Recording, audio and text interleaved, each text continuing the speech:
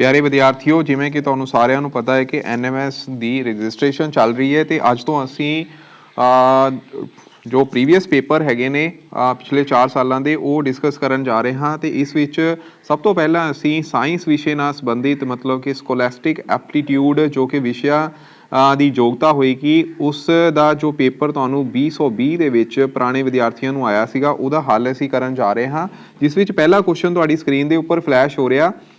what is the force acting per unit area is called। ਬੱਚੇ ਇਕਾਈ ਖੇਤਰਫਲ ਤੇ ਕਿਰਿਆ ਕਰ ਰਹੇ ਬਲ ਨੂੰ ਕੀ ਕਹਿੰਦੇ ਹਨ। ਪਿਆਰੇ ਵਿਦਿਆਰਥੀਓ, ਇਹ ਹੁੰਦਾ ਹੈ फोर्स पर यूनिट एरिया जिसनों असी प्रैशर आखते हैं, तो यदा आंसर जो प्रैशर आएगा। ओके, अगला क्वेश्चन है which is the simple device use to start or stop the electric current in an circuit कि एक बिजली सर्किट विच बिजली धारा नूं शुरू ਅਤੇ ਬੰਦ ਕਰਨ ਲਈ ਵਰਤਿਆ ਜਾਣ ਵਾਲਾ ਸਧਾਰਨ ਯੰਤਰ ਵਿਦਿਆਰਥੀਓ ਇਹਨੂੰ ਅਸੀਂ ਸਵਿਚ ਆਖਦੇ ਹਾਂ। ਠੀਕ ਹੈ, तो ऑप्शन नंबर 3 ਇਹਦਾ ਰਾਈਟ ਆਂਸਰ ਹੈਗਾ। ਨੈਕਸਟ ਕੁਐਸਚਨ ਹੈਗਾ which of the following is statement is false. ਕਿਹੜੀ ਸਟੇਟਮੈਂਟ ਜਿਹੜੀ ਆ ਫਾਲਸ ਹੈ। Friction cannot be increased by making a surface rough. बच्चों असी फ्रिक्शन नूं सरफेस रफ करन दे नाल की वधा सकते हैं, मतलब कि रगड़ बल जिहड़ा हैगा सरफेस नूं जे रफ कर दईए तो रगड़ बल जिहड़ा वध जांदा। ये सही स्टेटमेंट हैगी है। फ्रिक्शन नूं असी लुब्रीकेंट अप्लाई करन ते घटा नहीं सकते। तो बच्चों ये सानू पता है कि जो असी लुब्रीकेंट अप्लाई करते हैं जिहड़ियां इररेगुलरिटीज़ होंदियां ने वो ऑक्यूपाई हो जांदियां, जिन्हां फिर फ्रिक्शन रिड्यूस हो जाती है। ठीक है, तो ये भी सही हैगा। रोलिंग फ्रिक्शन बच्चे रोलिंग फ्रिक्शन की होंदी है, जो ऑब्जेक्ट कोई रोल करती है वो फ्रिक्शन बच्चों घट होंदी है स्लाइडिंग फ्रिक्शन के नालों, तो ऑप्शन यही गलत हैगी है 3rd। ठीक है, लास्ट विच हैगा sliding friction is less than static friction. No doubt बच्चे स्टैटिक फ्रिक्शन का मतलब होंदा है स्थिर स्थितिक रगड़। स्थितिक रगड़ जो कि वस्तु जी स्थितिक पोजीशन में होंगी है, वो स्थितिक रगड़ हमेशा घट होंगी है।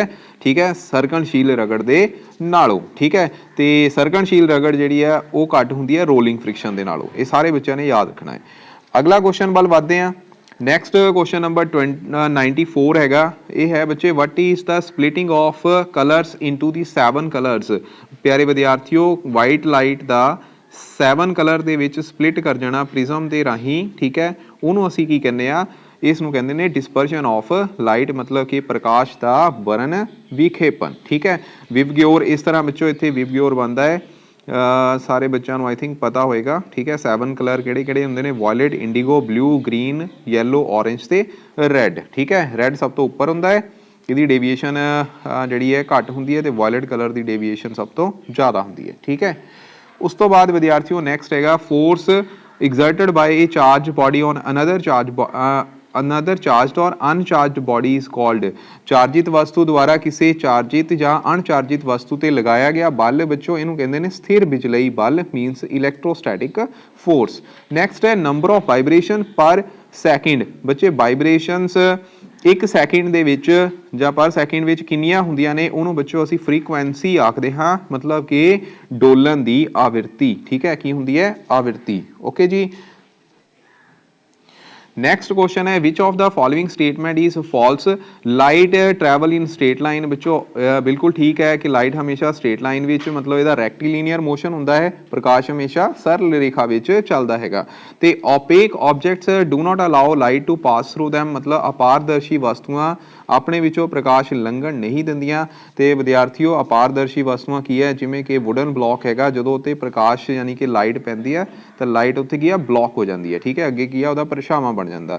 तो जो बच्चे when an opaque object come in path of the light shadow its shadow is formed. तो विद्यार्थियों जो भी कोई ओपेक ऑब्जेक्ट किसी लाइट के पाथ में आ जाती है उत्थे फिर छाया बनता है। छाया मतलब कि शैडो बनता है। ठीक है, छाया बनती है। तो मिरर बच्चों can not reflect the light. प्यारे विद्यार्थियों, प्रकाश का परावर्तन के नियम तुसीं पढ़े सीगे, उहदे विच असीं देखिया सी कि जो दर्पण के मूहरे किसी लाइट नूं असीं रखते हैं तो लाइट उस ही माध्यम विच मुड़ जाती है, मतलब मिरर जिहड़ी है लाइट नूं रिफ्लैक्ट कर सकते हैं। तो यही गलत हैगा इत्थे। ठीक है, तो ये फॉल्स ऑप्शन हैगी है सी, सॉरी 4th ऑप्शन।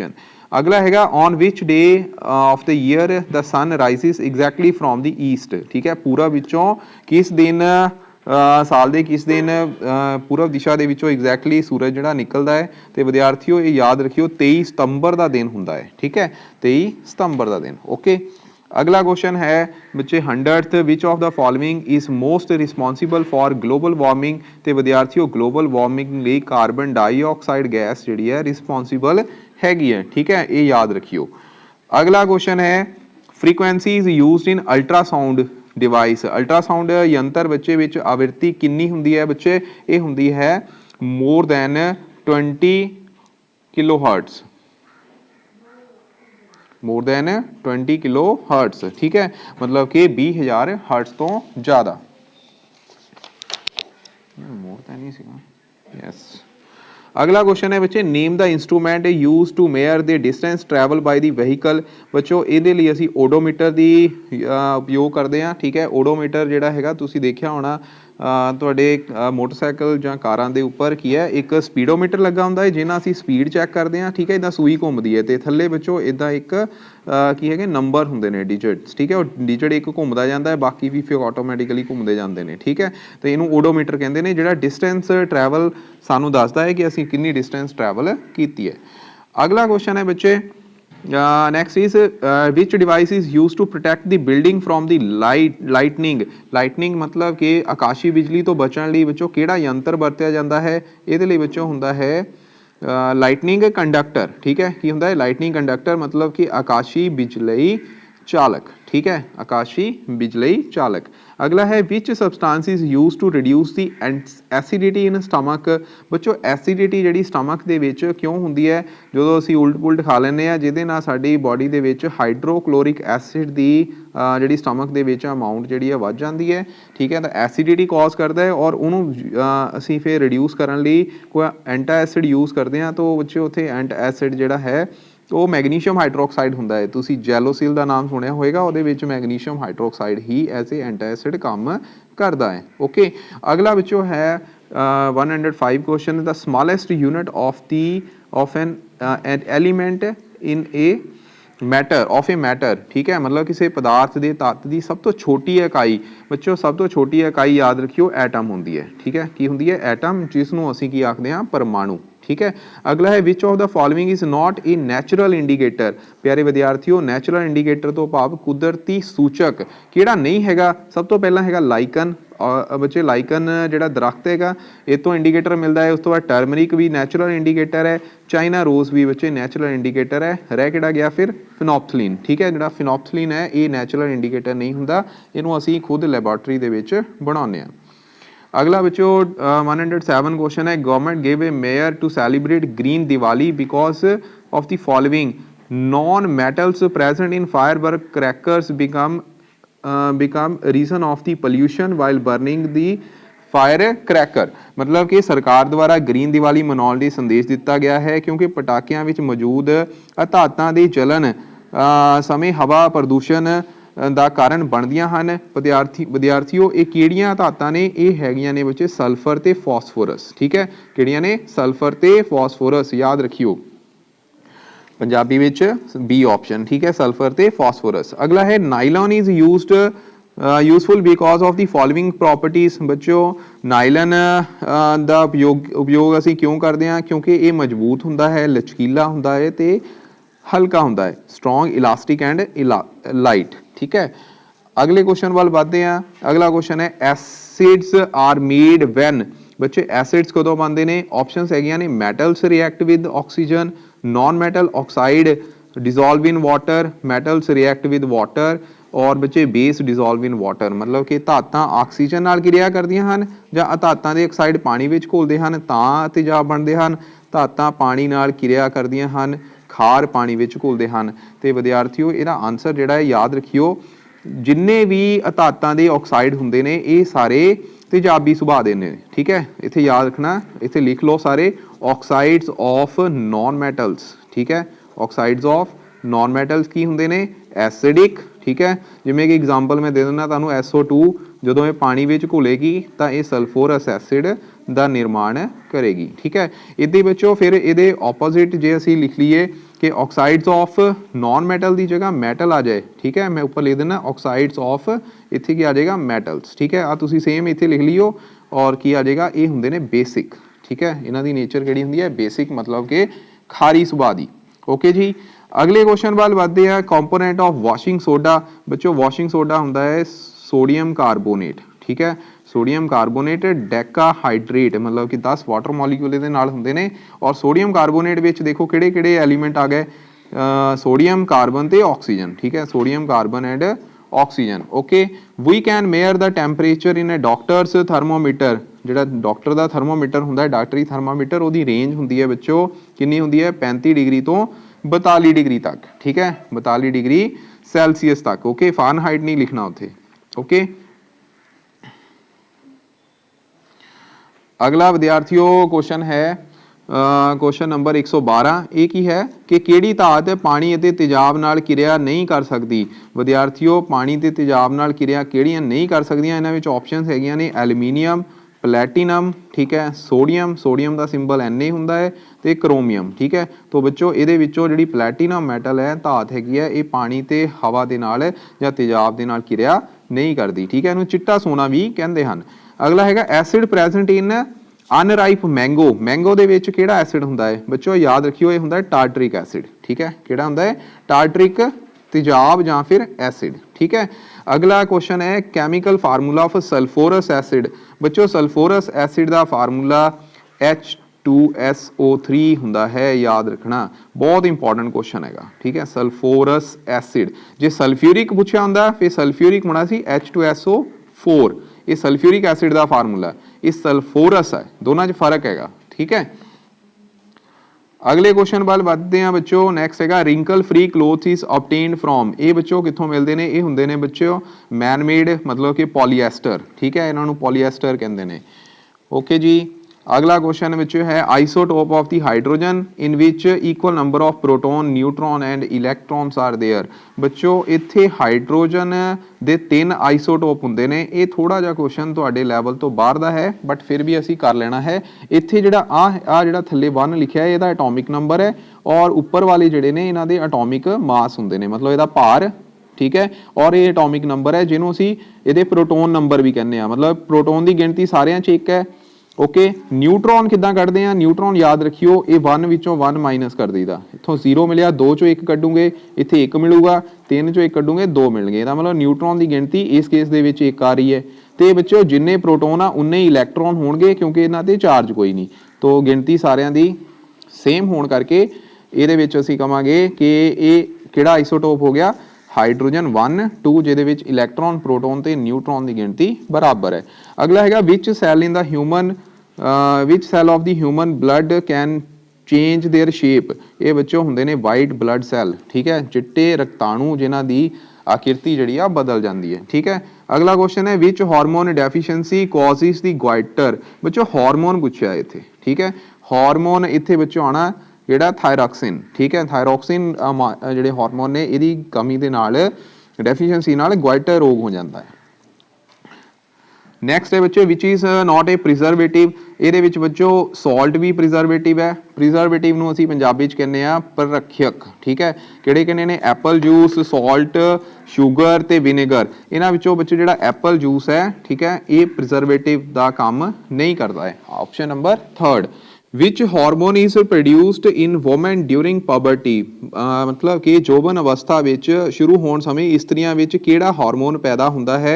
विद्यार्थियों ये हार्मोन हुंदा है एस्ट्रोजन, ठीक है, किहड़ा हार्मोन है estrogen are responsible for the development of the secondary sexual characters in women, ठीक है, और मेल दे विच बच्चों टेस्टोस्टेरॉन दे करके जिहड़ी है पबर्टी दौरान ये हार्मोन जिहड़े ने सैक्रेट करते हैं, ठीक है, उन्होंने सैकेंडरी सैक्शुअल करैक्टर जिहड़े ने इहदे करके चेंजिस आउंदियां ने, ठीक है, तो एस्ट्रोजन वोमेन लई हुंदा है। ओके, अगला है इंटरनल फर्टिलाइजेशन, इंटरनल फर्टिलाइजेशन मतलब अंदरूनी निषेचन किहदे विच हुंदा है बच्चों, डड्डू बाहरी निषेचन करता है, स्टारफिश भी बाहरी निषेचन करती है, सी हॉर्स भी बाहरी निषेचन करता है, सिर्फ हैन है जिहड़ी है वो की है अंदरूनी निषेचन करती है, ठीक है।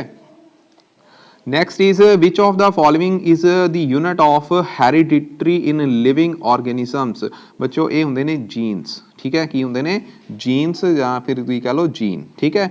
Name the cell in which nucleus is not bounded by nuclear membrane, मतलब कि ਸੈੱਲ ਜਿਸ ਵਿੱਚ ਪੂਰੀ ਤਰ੍ਹਾਂ ਵਿਕਸਿਤ ਕੇਂਦਰਕ ਨਹੀਂ ਹੁੰਦਾ, ਭਾਵ ਕੇਂਦਰਕ ਝਿੱਲੀ ਨਹੀਂ ਹੁੰਦੀ, ਇਸ ਨੂੰ ਬੱਚੋ ਆਖਦੇ ਹਾਂ ਪ੍ਰੋਕੈਰੀਓਟਿਕ ਸੈਲਸ। ਠੀਕ ਹੈ, ਪ੍ਰੋਕੈਰੀਓਟਿਕ, ਪ੍ਰੋ ਦਾ ਮਤਲਬ ਹੁੰਦਾ ਹੈ ਪ੍ਰਿਮਿਟਿਵ, यानी कि सब तो पहले जीव। ये बच्चों बैक्टीरिया आ जाते हैं। ठीक है, तो ब्लू ग्रीन एलगी बहुत बार मैं गल की है। ठीक है, ब्लू ग्रीन एलगी, ठीक है, तो बैक्टीरिया, ये दोनों जोड़े ने प्रोकैरियोटिक सैल्स ने। और यूकैरियोटिक जोड़े आ गए ह्यूमन बीइंग्स। ठीक है, बाकी हायर प्लांट्स जोड़े ने, हायर एनीमल्स जिन्ने भी होंगे ने। ठीक है, तो यूकैरियोटिक दे विच असीं सारे आ जाते हैं, तो प्रोकैरियोटिक बैक्टीरिया तो ब्लू ग्रीन एलगी याद रखना। ठीक है, blue green algae. Okay, in fertilization sperm and ovum are fused to form, ये नाल बच्चे जाइगोट की फॉर्मेशन होती है। ये दोनों गैमीट्स ने। ठीक है, स्पर्म जिहड़ा है ये मेल गैमीट है।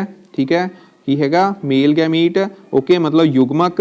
और जिहड़ा ओवम है ये की है फीमेल गैमीट्स। ठीक है, तो इन्हां दोनों दे नाल जदों फ्यूज हुंदा है, युग्मकां दा जदों फ्यूजन हुंदी है, संयोजित होने तो बाद जाइगोट की फॉर्मेशन हुंदी है।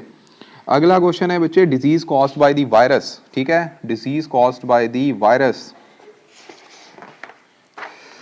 प्यारे विद्यार्थियों, सब तो पहला ये हैगा कॉलरा। ठीक है, कॉलरा हैजा कहते हैं। कॉलरा बच्चों विब्रेई कॉलरा बैक्टीरियल डिजीज है। ठीक है, किहड़े बैक्टीरिया के करके होंदा है, विब्रियो कॉलरे। ठीक है, और टाइफाइड जी है ये भी बच्चों एक बैक्टीरियल डिजीज है जी सैल्मोनेला टाइफी बैक्टीरिया के कारण होंदी है। ये दोनों बैक्टीरियल डिजीज ने। ठीक है, याद रखियो।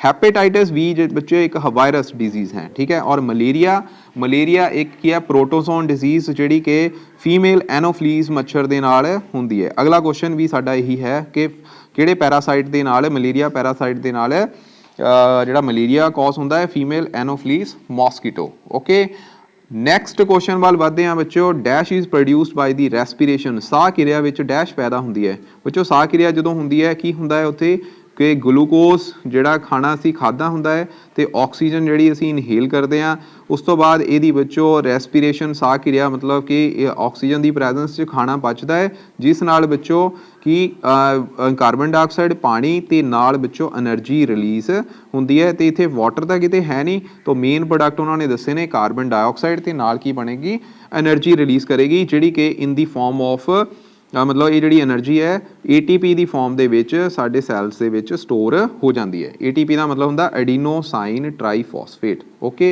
अगला है the process of break down of glucose into alcohol. बच्चों जे यही ग्लूकोज की पार्शियल